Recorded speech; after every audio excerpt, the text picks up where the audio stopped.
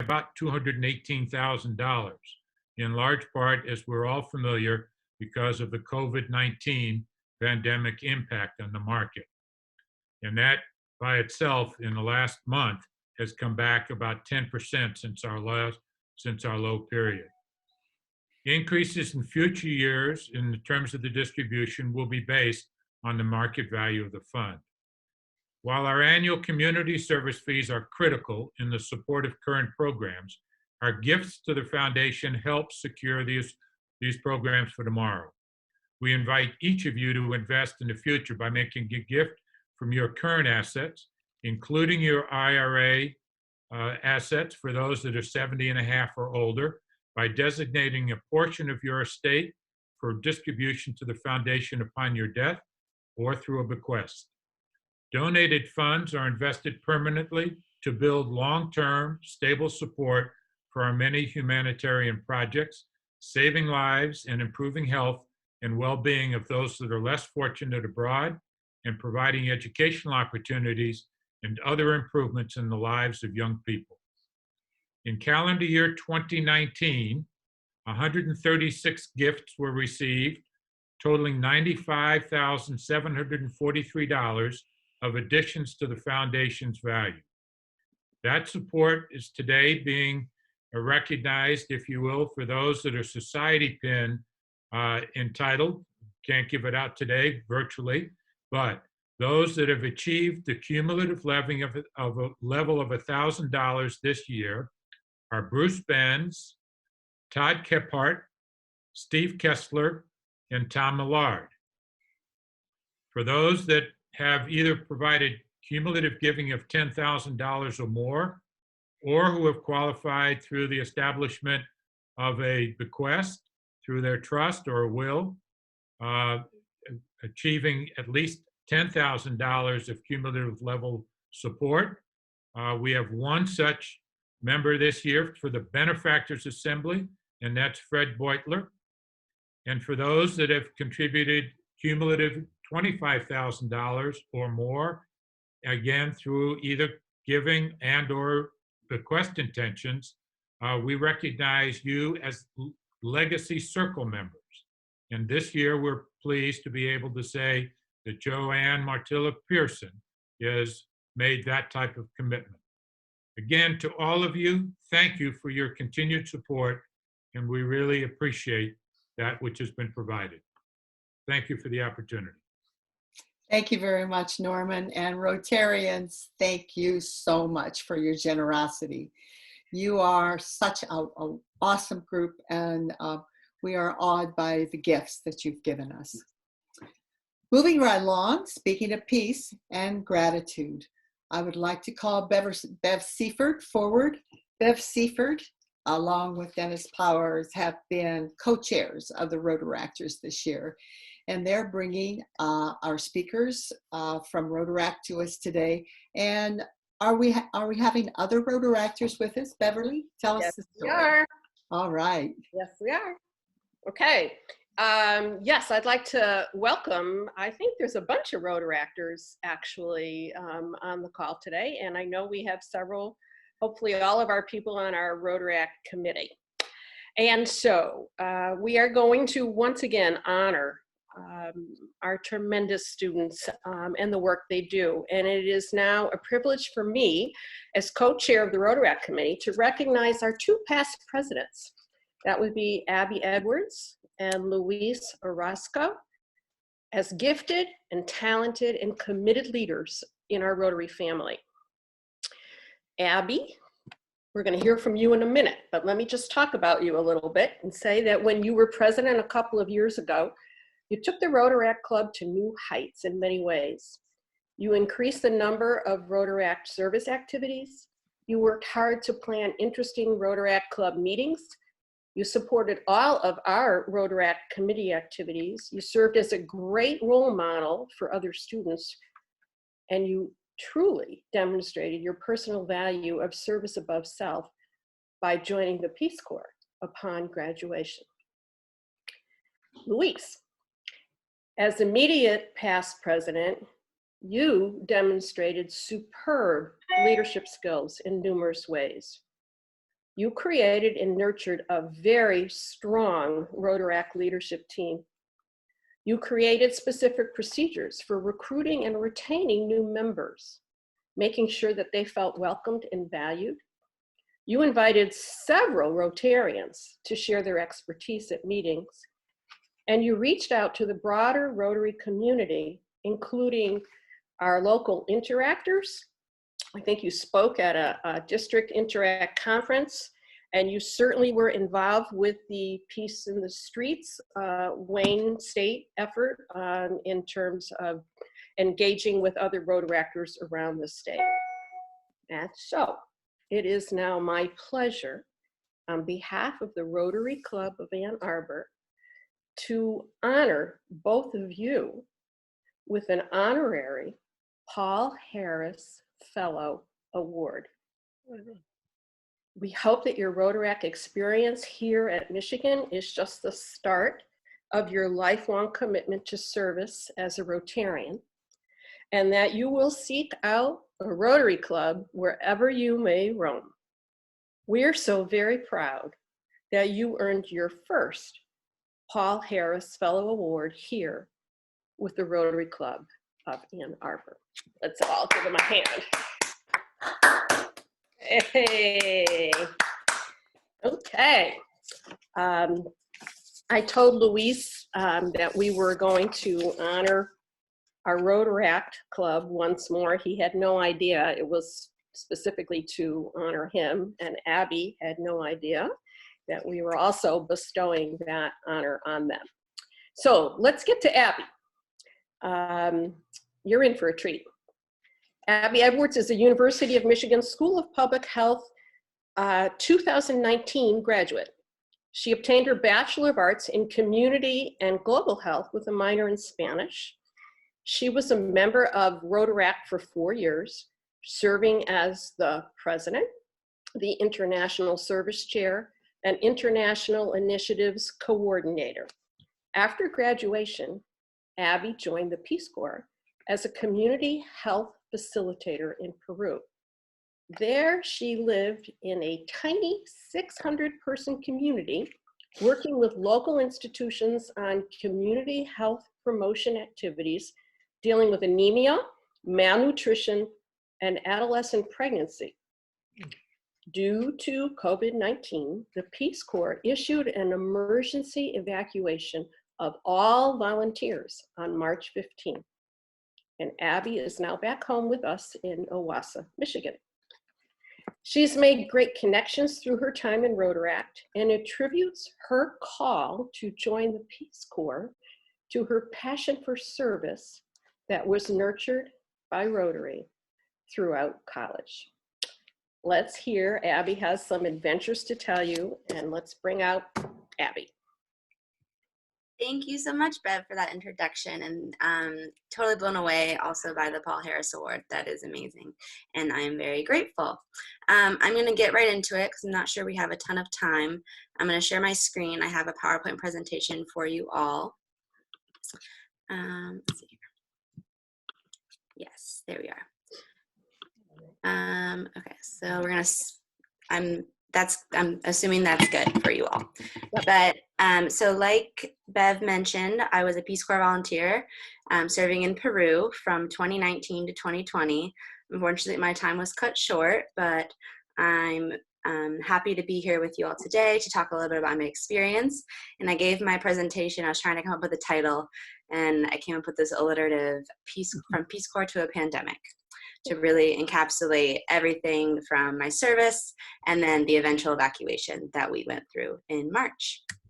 So this is just the About Me page. Like Bev said, I'm a 2019 graduate from the University of Michigan School of Public Health. I was in Rotaract for 4 years, and I really enjoyed the international service trips that I was able to participate in during my time in Rotaract. And really that time in college helped me find what my passion was in service and also in the public health world, and together have really formed my path to Peace Corps and then hopefully beyond. And then my hometown where I'm talking to you now is Owasso, Michigan. If any of you are familiar with the middle of the state, It's also beautiful here, so I'm happy that the sun has come out. Okay, so a lot of you probably know what Peace Corps is, but I wanted to give you kind of the overview of what it entails, including its 3 main goals. So its mission, and very fitting for the theme of the meeting today, the overall goal of the Peace Corps is to promote world peace and friendship, and this is achieved through 3 main goals, which are 1, to help the people of interested countries in meeting their need for trained men and women.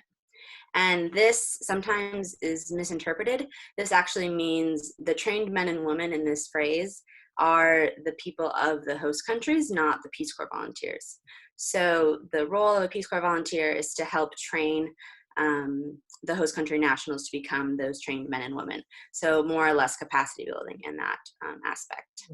And then goals 2 and 3 more revolve around the cultural exchange aspect of Peace Corps, which is vital and at the core of what a Peace Corps volunteer does in their community. So 2 is to help promote a better understanding of Americans on the part of the people served, and 3 to help promote a better understanding of other peoples on the part of the Americans. So kind of a vice versa, helping, in my situation, people of Peru learn a little bit more about the United States, and then also taking with me what I have learned from the culture of Peru back to the United States and sharing in situations, sharing it here with you all. And I also have a blog that I came up with, and I'll share the link with you all at the end, that kind of goes along with those 2 goals. And throughout this presentation, I was way more picture heavy, because I figured that would be much more interesting than a bunch of words. So each picture has usually a little caption under it.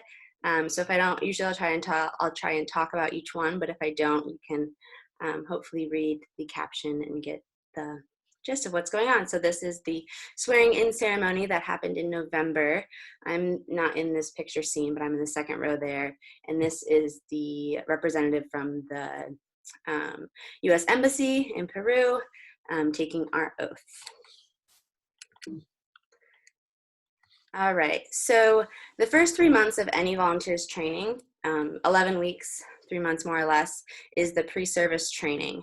And so this entails a lot of things.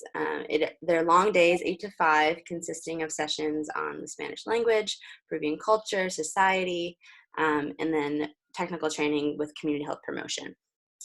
And this took place in Lima, Peru. So this was before we were assigned our sites. And this was a really good way to kind of ease into the transition of living with the host family, getting used to the Peruvian culture, the food, and as well, so we were my whole cohort, there was 55 other Peace Corps volunteers, and these people are ever met. Coming from Michigan, I thought I had a good understanding of people who were driven and motivated, but it really just shows what the kind of person that Peace Corps draws in. It was really cool just to see the different backgrounds, and some of them have become my best friends even in the short 6 months that I was there. And this picture is my host family in Lima, which is also like my second family. They were so kind to me and just amazing. So these are more pictures from the training period. During the training, there's also, so we did a lot of training at the training center, but in addition, we would go out into the field and practice co-facilitating sessions. And there was a week where we did field-based training, where we went to a current site of a Peace Corps volunteer, getting to see more about the life of a volunteer really in the field. And that's the picture on the right. Is that we were at this school and there were these students practicing for band, and it was at the top of this mountain, and it was just absolutely beautiful. And then more pictures just from my life outside of training. So my host mom, Mary, and I on a hike one Sunday afternoon, and then my house during training is down there as well. And that's a picture coming from the bathroom back into the house. And I always like to joke, it's been really interesting. There's lots of interesting things coming back to the US about the reintegration process. But one thing is the weather forecast for sure. When I was in Peru, there wasn't really such a thing as looking at the weather to see what it was like. I would wake up and walk outside and I'd be like, okay, that's what the weather is today. And so here I'm getting used to checking the weather to see what I should be wearing for the day, but that's funny. And then this is just pictures of other volunteers, some fun activities we got to do during the training time in Lima. I went surfing for the first time. We did a few hikes in the mountains to a waterfall. And then this is the group of all 55 of us in Miami before heading off to the airport. And during the swearing in ceremony, some of my best friends in the bottom there. Okay, so now transitioning to life in site. So like I said, training was from September to December, and I arrived at my site beginning of December. My site was called Levanto in the Amazonas region of Peru, and this region is known as the eyebrow of the jungle. There are 27 different regions of Peru, and each one kind of has their own geographic, I guess, specialty. So a lot of them are coastal, or they're in the mountains, or they're jungle. And so Amazonas is interesting because it's situated right on the edge of the mountains and the jungle. And so they call it the eyebrow of the jungle because it's right on the edge there. So my site was actually in the mountainous part of Amazonas in a 600-person community at 9,000 feet above sea level. And it was a huge agricultural community. So every family had a farm or a chakra where they grew potatoes, vegetables, grains, anything, you name it. And this picture is actually the soccer field in my site, and they always, in the rainy season, so basically the entire time I was there from December to March, they don't really play on this field because it's always very mushy, but they always have like cattle roaming around, which I thought was cute. So there's a picture. And then a lot of what I did in the first month, because December is an interesting time, the school year is actually flipped in Peru. So they go to school from March to December, and then their summer vacation is mid-December to mid-March. So when I got there, it was a lot of integrating the community, getting to know people type of thing. And so a lot of what I did was on Sundays, go to this is a sports complex, play volleyball, play soccer, with all the women play volleyball, and they're actually really serious about it. I'm like not super, I'm fine at volleyball. I'm not any good, but these people they're intense. And they even like place bets, you like bet like a one coin. So that's fun.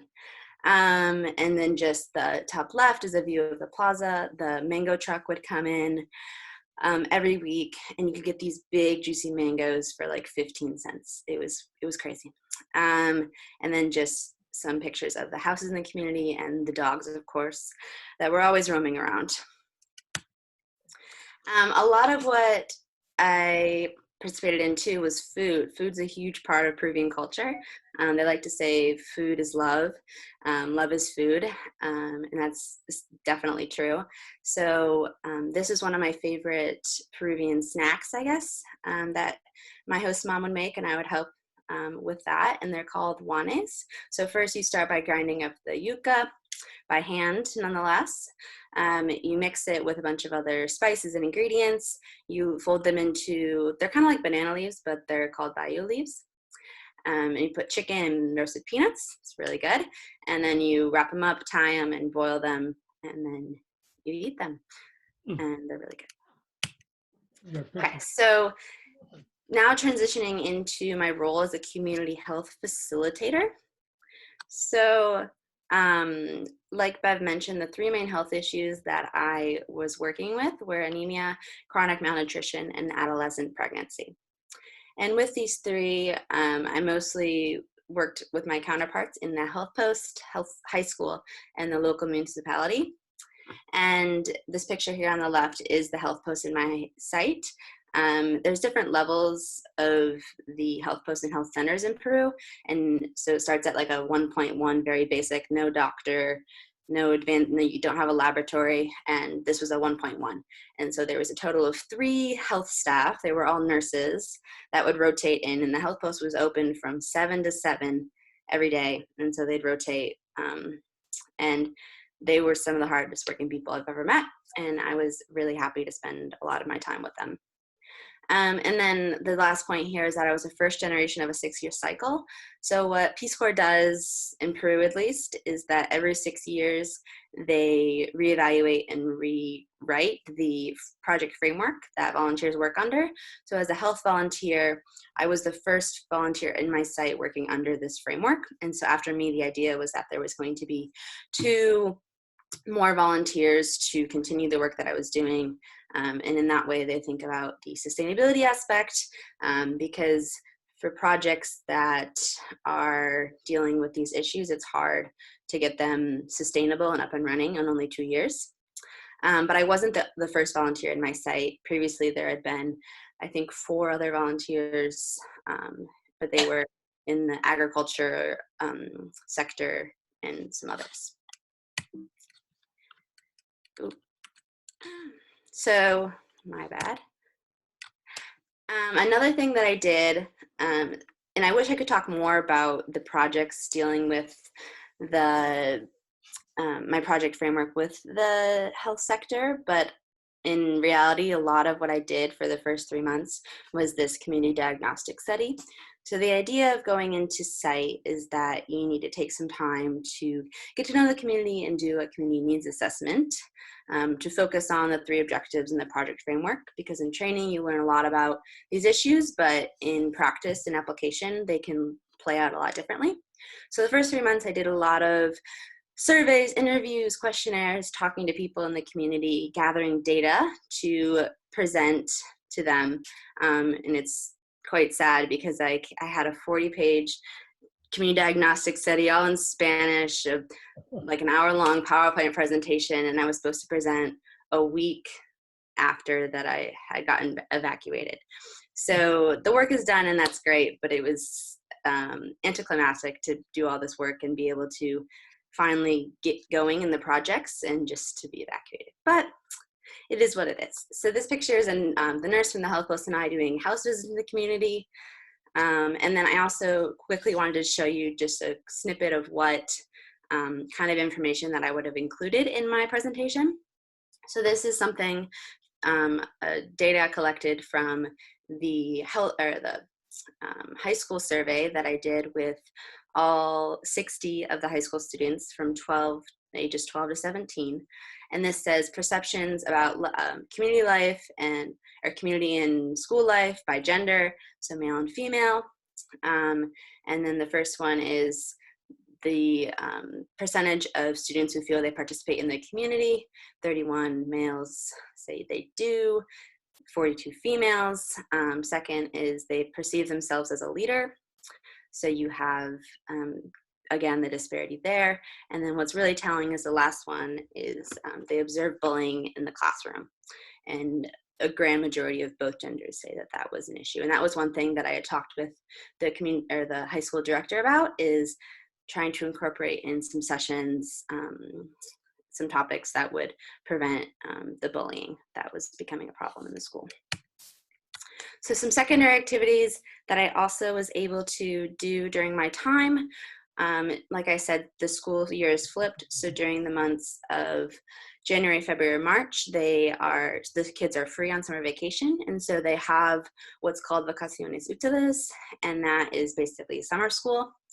And each community is different in what they want to incorporate into this summer program. But my community wanted to do English classes, traditional dance, and artisanal crafts. I, of course, only was helping with the English portion. And so every Monday, Wednesday, Friday from like all morning, I would gather with kids ages 6 to 17 in different blocks. And I came up with English lessons, a lot of which included Disney movies with worksheets and things like that. And that was really fun to get to know the students, but also presented its challenges in itself, trying to step into that role. And additionally, I did a girls' sports club every Wednesday because there is it's a big machismo culture. So trying to empower women to be more involved in sports that are traditionally known or set aside for males. And that it was good intentions, but it ended up just turning into blackberry hunting every Wednesday with the volunteer. And everyone came and it was super fun. But yeah, that was definitely something that I was looking to develop more as the year went on with the girls club after school maybe, but we'll see. And then the Club de Adultos Mayores is another thing that I did with the Health Post, and that is basically a senior citizen club. So these older adults would come in once a month, and it'd be a time for them to socialize and gather, and the nurses would be able to take their blood pressure to make sure that they were still on track with their medications and such. Okay, so integration. Integration was a huge part of what I did in my service because I was only there for 6 months, and the means through which I did this integration, really anything you name it, I did it. But the main things that I want to point out here are the celebrations. I was there over Christmas and New Year, so getting to know the Peruvian customs in that way were really interesting and an awesome way to integrate into my community. On the left here is a picture of New Year's Eve. One tradition they have is to burn these, I guess the only thing I can relate them to are scarecrows, but you basically take all your old clothes, you build them into this man, and then you set it on fire. It's supposed to represent letting go of the bad things that happened in the year and moving forward with a fresh start. And so it's a nice sentiment and very fun. You basically, the clock strikes midnight, you march around the plaza with this man, you set it on fire, and everyone dances for hours on end. Food's a major part of integration, both me trying their food and also sharing food from the United States with them. Sports, like I mentioned, volleyball, soccer are the two main ones. Potato harvesting, so because it's a huge agricultural community, my family has a chocolate that they go to every day, and I was lucky enough to be able to go one day when they were doing potato harvesting, which is some hard work, I will say. I learned how to crochet, super fun. My mom and I, host mom and I, would sit at the dinner table every night from 7 to 8 crocheting.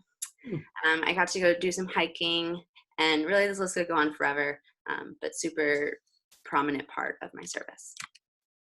Some more pictures. Top left is the Christmas celebration in the main plaza for the kids, and this is put on by the local municipality government, and so it is the man in the middle there is the mayor. Super fun for the kids. And then also Christmas time, the picture on the top right is my host sister and her cousin dressed up for the Christmas Mass. And that was fun. Like I said, sharing food. So I love peanut butter, and I always had a jar of peanut butter to snack on. And so I would share that with the Health Post when I would bring that in for a snack. And peanut butter and banana is one of my favorites. And then potato harvesting on the bottom right, or bottom left, excuse me. Very hard work, I will say. Here's some of the food. You can read the captions to see what each one entails, but the main takeaways is that a lot of rice, big portion sizes, and everything comes mostly from the fields that are around my site. So that was one thing that I really enjoyed, is just the farm to table aspect, and the fact that that's just so inherent in their lives, and we have to work so hard at it in the United States, is really cool to see that they sustain themselves on the food that they grow. Of course, things like pasta and meat, or I guess pasta you buy, but meat, I've witnessed a lot of animals being butchered, and then I would eat them that night. Super fun, but a learning experience and definitely eye-opening.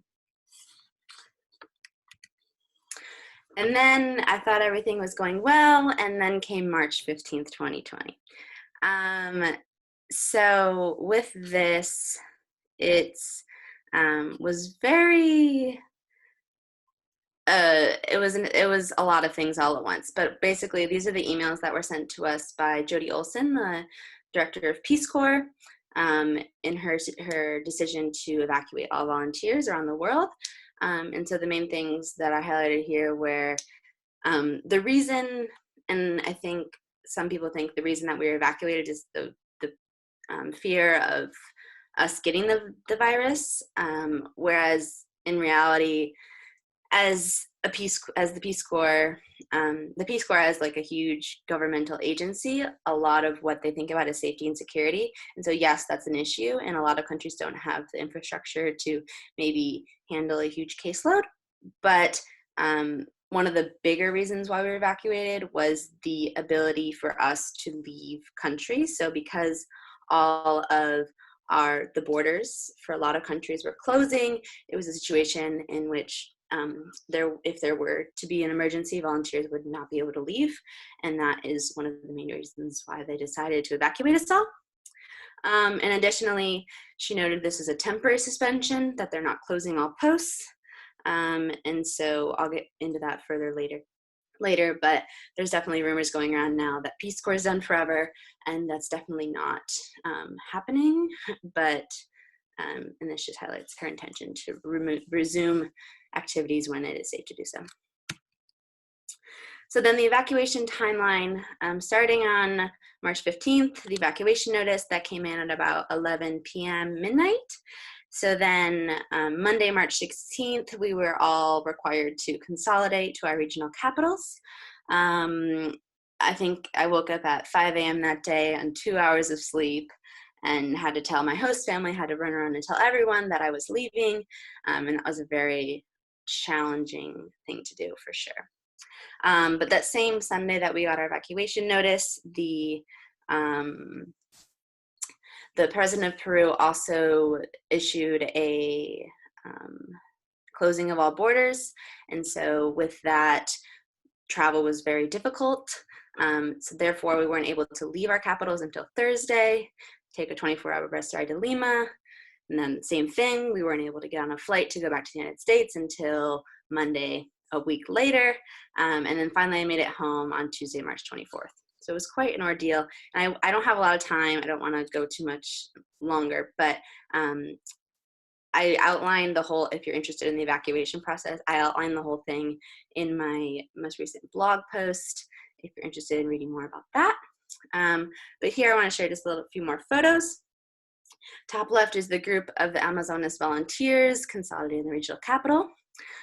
Saying goodbye to everyone was the bottom right are gummy worms. I had a huge stash of gummy worms, and I had to pack everything, and I couldn't keep them. I wasn't going to take them with me, so I gave them to my 6-year-old host sister, and we ate so many of them, like crying, sitting there waiting to leave.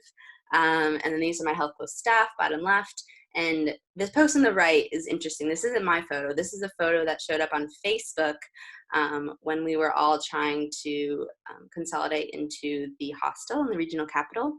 And so with this, a lot of fear was rising about travelers coming in from other countries, because that's what started the cases in Peru, where tourists from Europe. And so they saw a huge group of these gringos bringing their suitcases into a hostel, and someone posted on Facebook, like, get these gringos out of here, like demanding that the police go. And it was quite funny, but definitely a serious situation. So I was going to make a pros and cons list, but I couldn't think of any pros. So I call this my cons and silver linings list. Obviously the cons are saying goodbye to everyone in a short period, and also not knowing how to explain the evacuation decision to host country nationals. So it was difficult to say, I'm going back to the US, where at that time the cases were steadily increasing. And they're saying, why would you leave? We're safe here in a very isolated community. Leaving right when projects were gaining momentum, not be able to serve when we were most needed, especially as a health volunteer, and just in general, the uncertainty of it all. But the silver linings are definitely being surrounded in that week of evacuation, being surrounded by other volunteers who could relate to the experience. Definitely think I would have had a harder time going straight from my site back home, because just the drastic change of the pace. This definitely affirmed my choice to join the Peace Corps to begin with, just because it was so hard to leave. Spending time with my family back home has been nice, of course. and a few other points just about being able to be ready next time I'm able to go back, hopefully. A few more pictures here. So this is during the evacuation. We were escorted through Lima. There was a lot of military vehicles all on the roads, and the situation in Peru is different than it is here. Everyone is, I mean, it's lockdown, everyone's locked down. It's like a ghost town. No one's driving around, and it's very serious. And so when we were driven to the airport, we actually flew out of the Peruvian Air Force Base on a chartered flight through the US Embassy. And that was an interesting experience going through this staging tent. There's no boarding passes, no formal process, but they took some people's temperatures, checked our names off a list, and that was about it. More pictures waiting to get on the Air Force Base. Of course, we have our masks, and here's a quick video. Hopefully it's like 10 seconds. Hopefully it'll play, and that's just us sitting in the staging tent waiting to get on the flight. So there were other U.S. Embassy staff and family, as well as American tourists who were stuck in Peru. Very interesting with all the military around and just the severity of the situation. And then Peace Corps now. So like I said, they fully intend on resuming volunteer activities as soon as it is safe to do so. However, that requires an agreement on behalf of the US government as well as host countries. When that will be is a huge question mark. I would like to know as much as all of you. But they did roll out a new reinstatement process that would give return Peace Corps volunteers a choice to either reinstate or to re-enroll to a new position in a different country. Yeah, and you can, if you want to read more about it, there's been a ton of articles that have come out recently about this whole situation with the Peace Corps, and it's very interesting since it's the first time in the Peace Corps' long history that an evacuation of this scale has been issued. But that's it. Thank you so much. Sorry I was speeding at the end there. I don't want to keep you over. I definitely can stay if anyone has questions. But that's my email if you want to shoot me an email or check out my blog. And that's it from me. Thank you so much. Abby, we are so proud of you. Thank you so much. And for congratulations on what you've done and on being a recipient of the Paul Harris Fellow too. I do have one or two questions and you'll stay later in the room, I hope. Yeah, absolutely. But one of our foodies asked if you make those delicious dishes from Peru at home. Yeah, so actually it's hard because the ingredients, you can't really find yuca at Meyer. You can't, a lot of the ingredients are hard to find, but I have gotten the ingredients for one of those recipes that I'm going to try and make for my family tomorrow. So I'll keep you all updated, but definitely I've been trying to find ways to bring the Peruvian food back here to share. Awesome. And there's a clarification on the nurses. Were those local nurses or were they also Peace Corps volunteers? Yes, those are local nurses. So the Peruvian, I guess I should have clarified, I was the only Peace Corps volunteer in my 600-person community. Mm-hmm. So everyone else I worked with were Peruvian. Right. And the final question, what do you know the impact of COVID-19 on your community and on Peru as a country? Mm-hmm. I've definitely been keeping up on that, and it's harder because the infrastructure isn't as strong, but from the very start, the president has had a really strong and progressive response by closing all borders, being very strict about everything.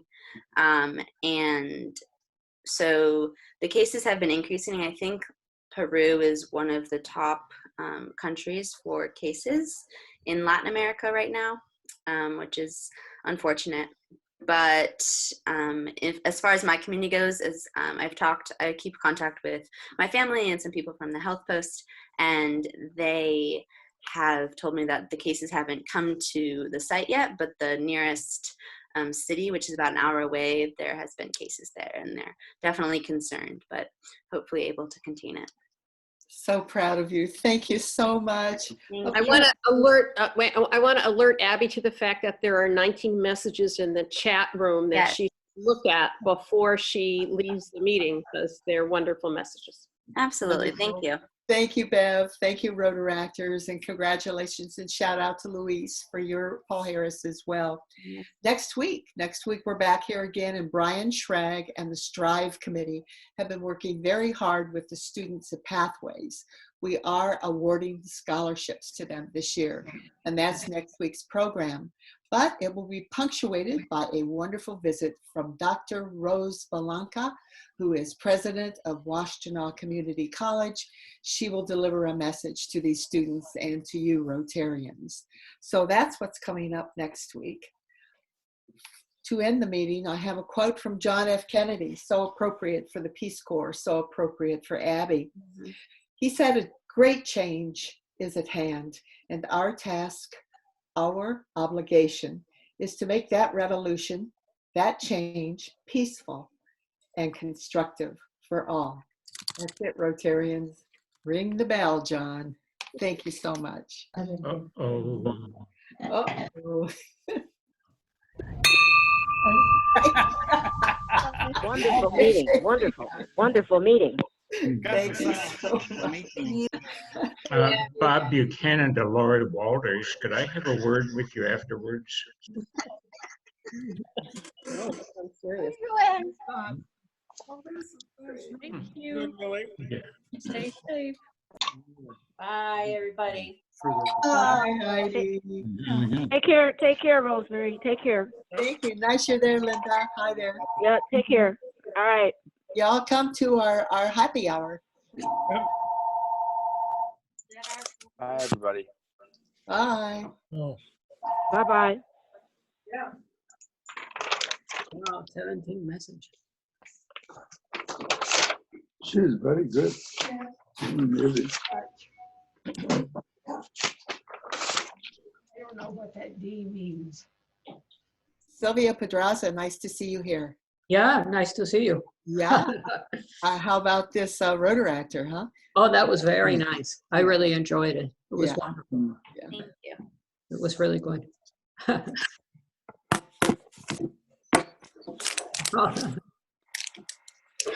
Any questions for Abby, from those who are still in the call? Or are you guys gathering for another reason, which is totally fine. Yeah. All the windows look nice and shiny. So Abby, is your ultimate career goal to work in public health?